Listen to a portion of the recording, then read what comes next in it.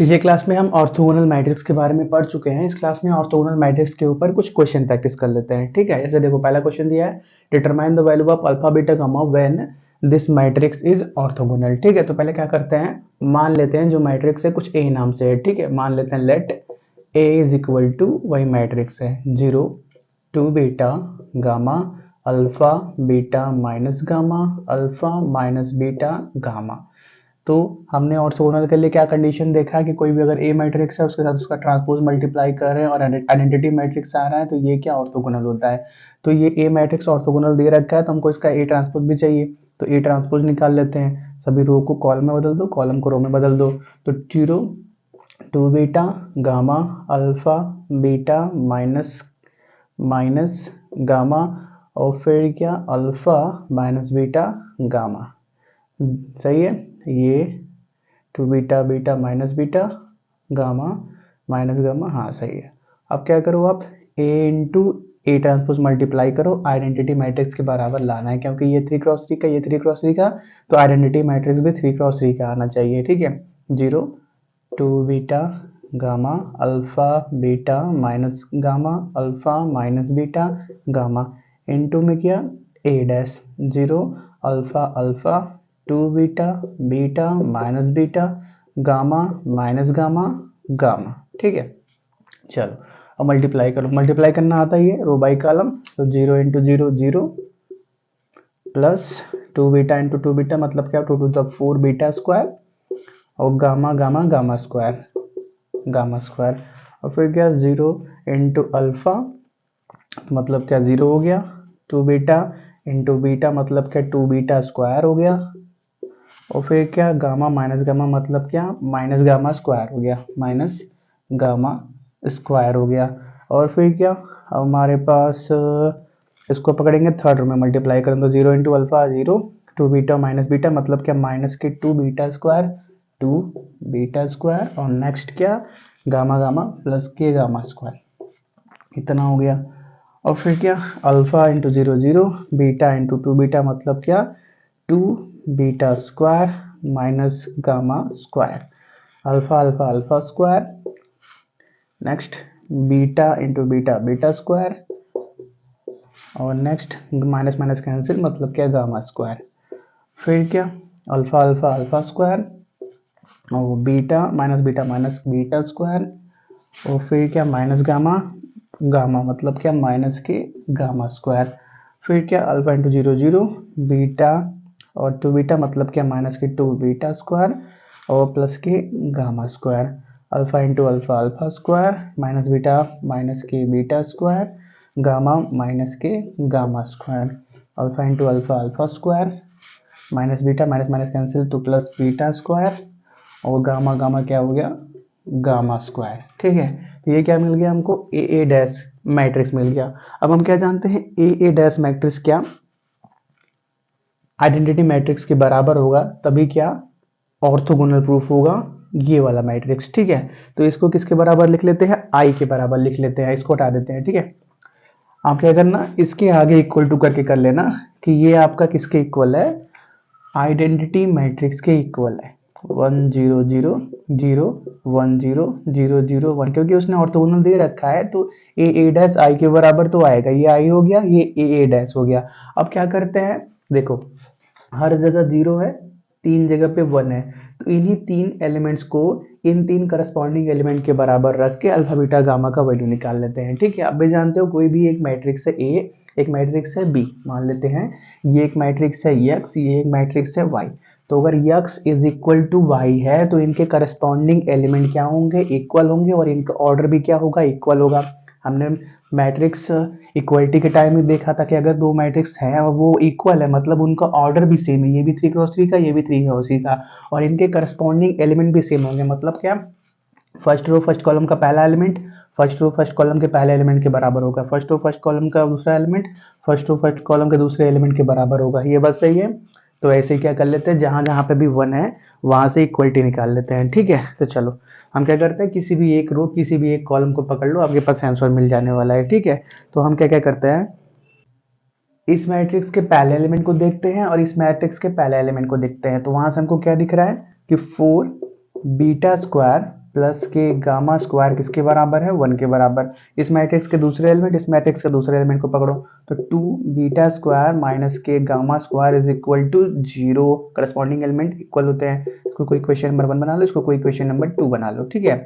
तो यहाँ से देखो क्या मिल जाएगा, अल्फा बीटा नहीं गामा का वैल्यू मिल जाएगा, बीटा का वैल्यू मिल जाएगा। अब हमको अल्फा का वैल्यू चाहिए, तो अल्फा के लिए कोई रिलेशन देखो, यहाँ पे अल्फा नहीं है तो इसको यूज मत कर लेना, यहाँ पे भी अल्फा नहीं है, यहाँ पे अल्फा है तो इसको यूज कर लो। तो अल्फा स्क्वायर प्लस का बीटा स्क्वायर प्लस का गामा स्क्वायर कितने के बराबर होना चाहिए, 1 के बराबर। ये देखो कौन सा एलिमेंट है, सेकंड रो सेकंड कॉलम का एलिमेंट है, तो यहाँ पे भी सेकंड रो सेकंड कॉलम का एलिमेंट 1 है, ठीक है। इसको क्वेश्चन नंबर 3 बना दो। अब इस मैट्रिक्स को नोट कर लो, हम क्या कर देते हैं, हटा देते हैं, बस कैलकुलेशन बची हुई है, हो गया। चलो, तो पहले और दूसरे इक्वेशन को क्या कर दो, ऐड कर दो, ठीक है। तो पहले और दूसरे इक्वेशन को क्या कर देते हैं, ऐड कर देते हैं। तो होगा क्या हमारे पास, देखो ऐड करेंगे तो ये क्या होने वाला है, कैंसिल हो जाने वाला है। 4 beta square is equal to 1 यहाँ पे बचेगा, चलो पहले लिख लेते हैं एक बार, plus k gamma square is equal to 1 plus 2 beta square minus के gamma square is equal to 0। Add कर दो तो ये कितना होने वाला है, 6 बीटा स्क्वायर, ये कैंसिल हो जाएगा, इज इक्वल टू 1। मतलब क्या, beta square is equal to 1/6, मतलब बीटा का वैल्यू क्या मिल गया, plus minus under root 1/6। Under root 1 का मतलब 1 ही होता है, तो उसको 1 लिख दो, तो 1/√6 ये मिल गया बीटा का वैल्यू। अब अगर हम क्या करते हैं, ये वैल्यू बीटा स्क्वायर का वैल्यू कहाँ रख देते हैं, किसी में भी रख दो, इसमें रख दो या इसमें रख दो, आपको क्या मिल जाएगा, गामा का वैल्यू मिल जाएगा। चलो मान लेते हैं हमने पहले इक्वेशन में पुट किया, ठीक है, पहले में पुट करें, दूसरे में पुट करते हैं, 2 है आराम से कट जाएगा, ठीक है। तो 2 बीटा स्क्वायर का वैल्यू 1/6 माइनस के gamma square is equal to 0। तो यहाँ पे क्या होने वाला है, 2 3 जा मतलब क्या, गामा स्क्वायर क्या मिला 1/3 के बराबर, मतलब गामा क्या मिलेगा, प्लस माइनस 1/√3 के बराबर। तो ये मिल गया हमको बीटा और गामा का वैल्यू। अब ये बीटा गामा का वैल्यू उसको पकड़ के तीसरे इक्वेशन के अंदर पुट कर देंगे तो अल्फा का वैल्यू भी मिल जाएगा। पहले यहाँ तक नोट करो। अब क्या करते हैं, पहले में पुट थर्ड में पुट कर देते हैं, ठीक है। तो चलो alpha square plus beta square का वैल्यू 1/6 और फिर क्या गामा स्क्वायर का वैल्यू 1/3। इसको बस क्या करो, सिंप्लीफाई करो, और राइट में कितना है, 1 है। सिंप्लीफाई करो, आपको अल्फा का वैल्यू कितना मिल जाने वाला है, प्लस माइनस 1/√2 मिल जाएगा, ठीक है। तो मिल गया हमारे पास अल्फा का वैल्यू, बीटा का वैल्यू और गामा का वैल्यू, जिनके लिए ये मैट्रिक्स क्या होगा, ऑर्थोगोनल होगा, ठीक है। आप क्या करो, इसको नोट करो।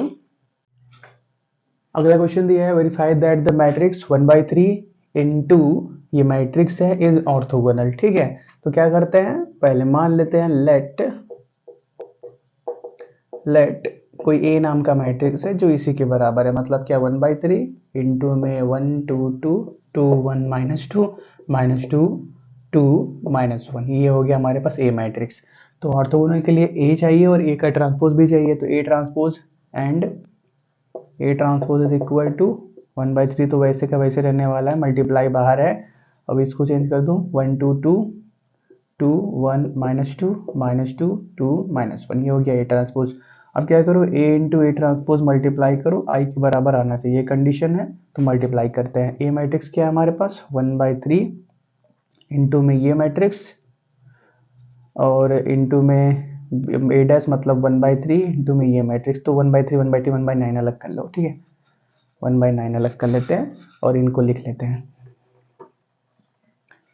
तो ए और ए ट्रांसपोज हम कर रहे हैं, तो 1/9 बाहर हो गया, 1 2 2 2 1 -2 -2 2 -1 इंटू 1 2 -2 2 1 2 2 -2 -1। अब बस क्या करो, मल्टीप्लाई करो, तो 1/9 को बाहर रहने दो, बाद में मल्टीप्लाई करेंगे। अब अंदर मल्टीप्लाई करो, 1 1 जा 1 2 2 जा 4 4 2 2 इंटू 1 2 और 2 2 जा 4 माइनस के 4 -2 प्लस 4 और यहाँ पे माइनस के 2 2 1 जा 2 1 2 जा 2 -4 2 2 जा 4 1 1 जा 1 माइनस माइनस प्लस 2 2 जा 4 और फिर क्या माइनस के 4 1 2 जा 2 और माइनस माइनस प्लस 2, नेक्स्ट -2 4 -2 -4 2 और 2 माइनस माइनस कैंसिल, फिर क्या माइनस माइनस कैंसिल 4, 2 2 ज़ा 4, माइनस माइनस कैंसिल 1। अब इसको थोड़ा सा सिंप्लीफाई कर देते हैं तो 1/9 बाहर है मैट्रिक्स के अंदर, 8 9 2 4 minus 4 0 minus 4 plus 4 0, 4 minus 4 0, 4 5 9 minus 4 plus 4 0 0 9 0, minus 4 plus 4 0 minus 4 plus 4 0 9 0 0 9। अब 9 के अंदर मल्टीप्लाई कर दो तो 0/9 मतलब क्या 0 ही होने वाला है, तो 0 पे कोई फर्क नहीं पड़ने वाला है, बाकी चीज़ें क्या होने वाली हैं 1 हो जाने वाली है क्योंकि 9 है, तो 1 0 0 0 1 0 0 0 1।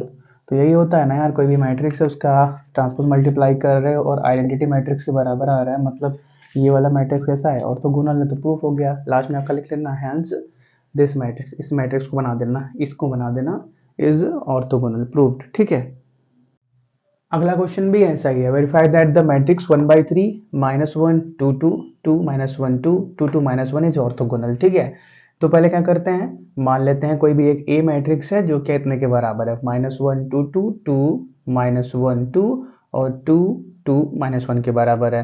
तो ऑर्थोगोनल के लिए हमको क्या चाहिए, ए और ए ट्रांसपोज दोनों चाहिए, तो क्या करते हैं ए ट्रांसपोज निकालते हैं, तो ए ट्रांसपोज क्या होगा -1 2 2 2 -1 2 और क्या 2 2 -1 के बराबर।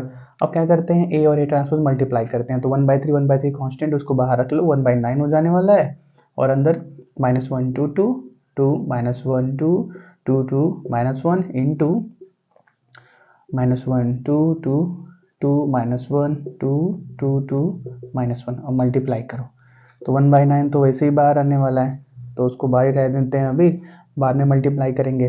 अब इसको पहले मल्टीप्लाई करो, 1 1 जा 1, माइनस माइनस कैंसिल, 2 2 जा 4, 2 2 जा 4, फिर क्या माइनस के 2 और माइनस के 2 प्लस का 4, फिर क्या माइनस के 2, 2 2 जा 4 और 2 माइनस के 2, अब क्या 2 -2 और -2 और 2 2 जा 4, 2 2 जा 4, माइनस माइनस कैंसिल +1, 2 2 जा 4, 2 2 जा 4 -2 -2, नेक्स्ट 2 -2, 2 2 जा 4 -2, 2 2 जा 4, 2 -2 -2, फिर क्या 2 2 जा 4, 2 2 जा 4, माइनस माइनस कैंसिल प्लस का 1, तो यहाँ से क्या दिख रहा है हमको 1/9 बाहर है, इनटू में 4 4 8 9 -4 + 4 0 -4 + 4 0, तो 9 0 0 -4 + 4 0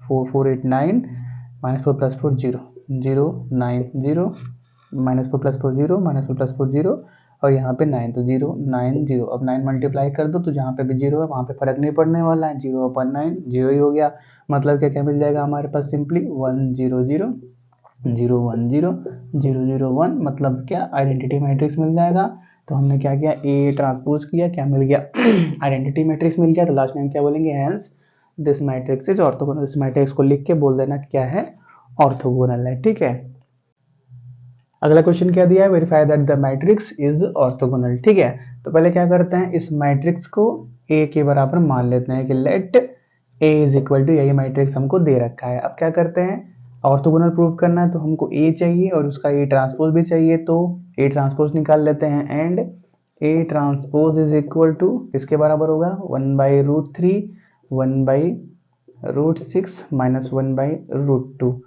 नेक्स्ट 1/√3 -2/√6 0, 1/√3 1/√6 1/√2 के बराबर, ये हो गया ए ट्रांसपोज।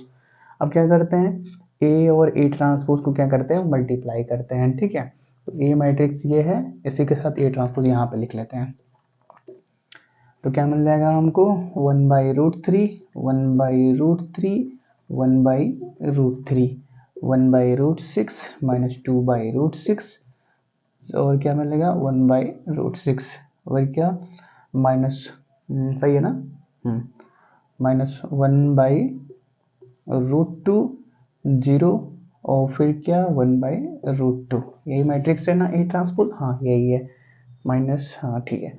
अब इनको मल्टीप्लाई करो, ए और ए हमने क्या कर दिया, ए ट्रांसपोज को मल्टीप्लाई कर दिया। हमारा एम क्या है कि इनका मल्टीप्लिकेशन आइडेंटिटी मैट्रिक्स के बराबर हो जाए, ठीक है। चलिए एक सेकंड को ऑन है ना, ऑन है।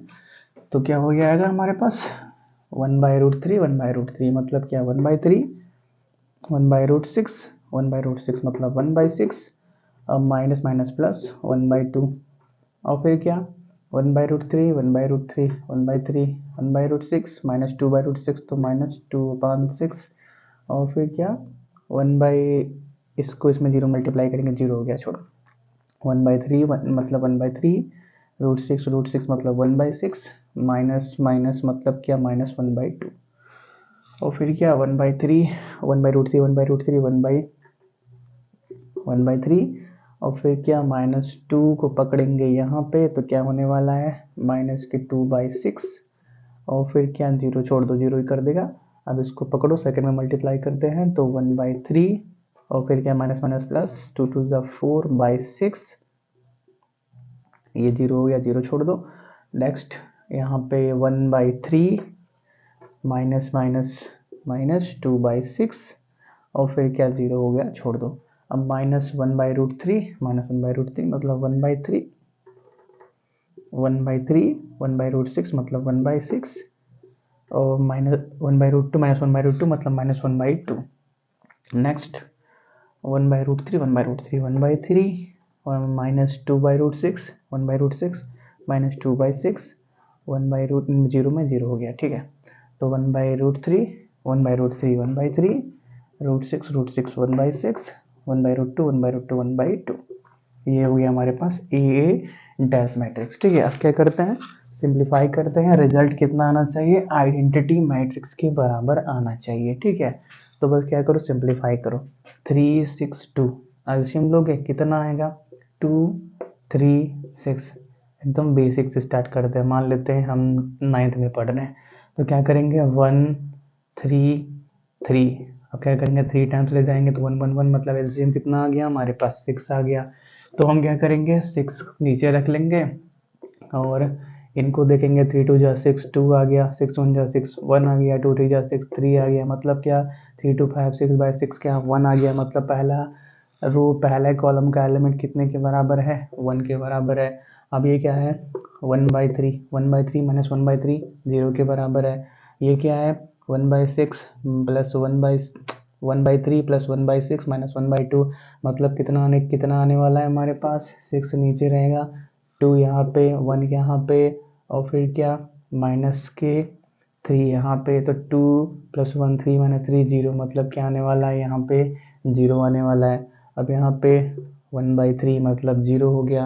अब 3 6 है मतलब क्या 3 2 जा 6 और 6 1 जा 6 मतलब क्या 3, एक सेकेंड 1/3 प्लस 4/6, थोड़ा सा मैथ कमजोर है ना इसीलिए करना पड़ता है। तो पहले 3 6 का एलसीएम देख लो कितना आता है 2 3 जा 6 3 1 जा 3 6 ही आने वाला है। तो 3 2 जा 6 2 हो गया, 6 1 जा 6 4 हो गया, 4 2 6/6 कितना हो गया 1 हो गया। मतलब क्या आ गया हमारे पास सेकेंड रो सेकेंड कॉलम पे 1 आ गया, यहाँ पे 0, यहाँ पे 1 ही आएगा, यहाँ पे काट पीट के 0 ही आने वाला है, देख लो ना। 3 2 जा 6 2 6 1 जा 6 मतलब क्या आने वाला है 6 नीचे, यहाँ पे 2 और यहाँ पे -2 0 ही होने वाला है, वही है। और यहाँ पे क्या आने वाला है 1/6 1/3 1/2 मतलब क्या कितना आने वाला है हमारे पास 2 1 और 3 3 2 5 6 वही आने वाला है, 6/6 कट पीट के 1 ही आने वाला। तो यही क्या है हमारे पास आइडेंटिटी मैट्रिक्स होता है 3x3 ऑर्डर का।